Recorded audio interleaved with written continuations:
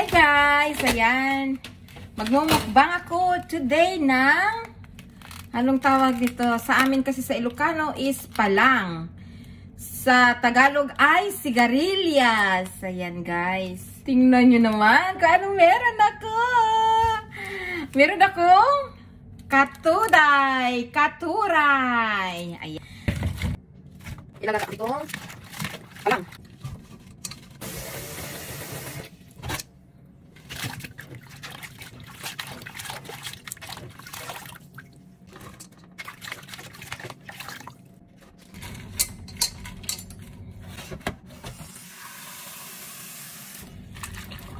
Ayan na guys, kumukulo na kaagad yung aking nilalaga.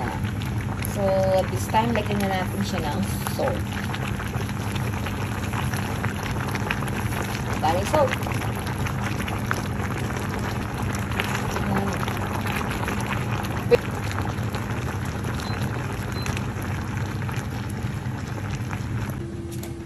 Ayan, luto na yung ating napakuluan.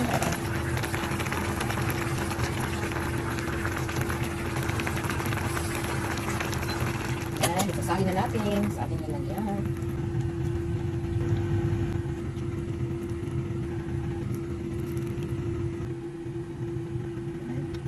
Guys, yung aking imumukbang today. Ayan, meron akong lubong puti.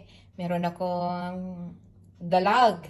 Meron akong wing beans. At, syempre, yung ating pinakapaborito sa lahat sa Pilipinas. Ang homemade shrimp paste ko. Naku, nagustuhan din niya ng asawa ko. Ayan guys, kain na tayo. Ayan, samahan niyo ako.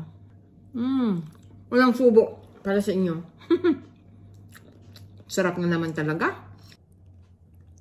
Ayan, perfect siya sa ano, sa pork. Oh, ang ungok. Ang sarap. Ang sarap. Mas masarap pa ito lalo kung may suka.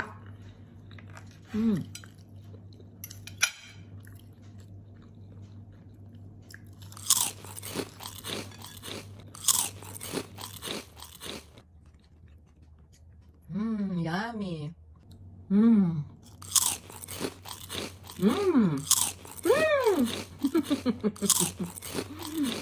Ang sarap talaga.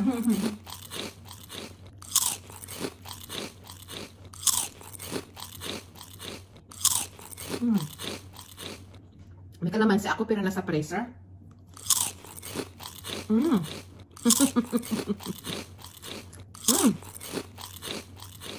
Ang sarap.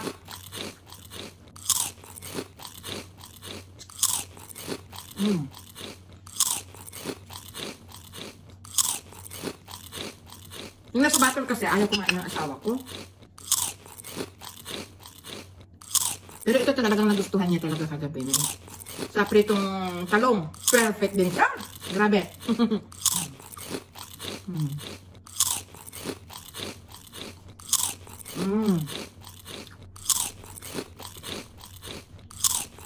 Ang sarap.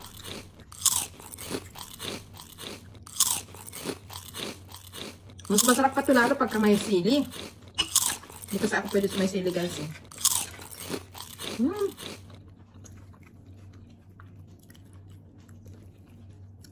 Tignan natin yung isda.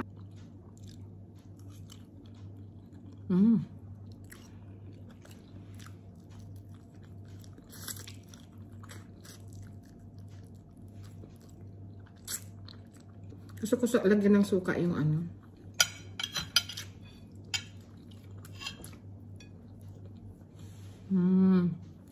Yummy.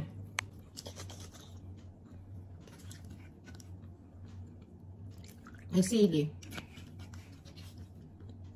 Pero hindi siya maanghang.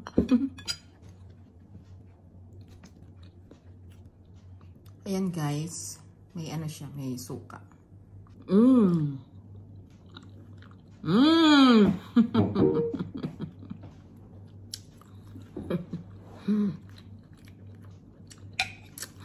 Hindi ko talaga may pagpapalit sa mga pagkain sa restaurant.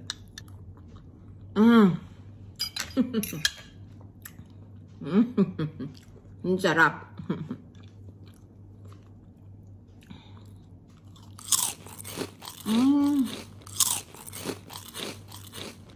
Ang sarap talaga. Naku, lalo na pag maanghang. Grabe.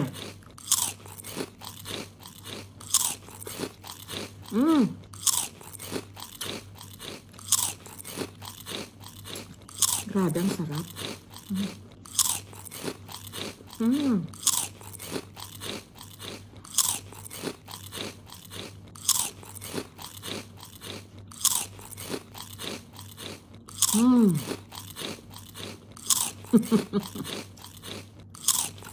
Grabe, ang sarap. Mukhang hindi ko ito mauubos na naman pagkain ko, guys.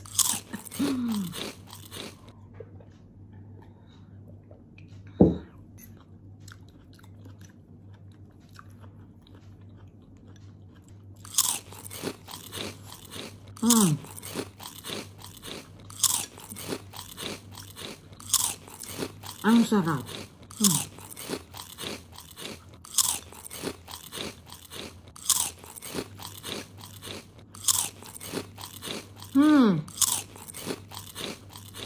Sarap.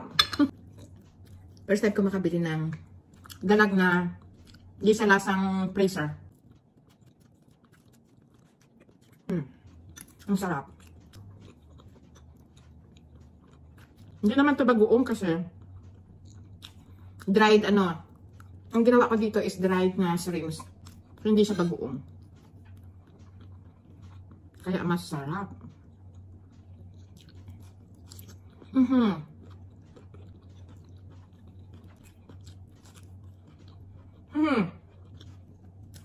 Walang papalit sa pwesto niya. Ubus na.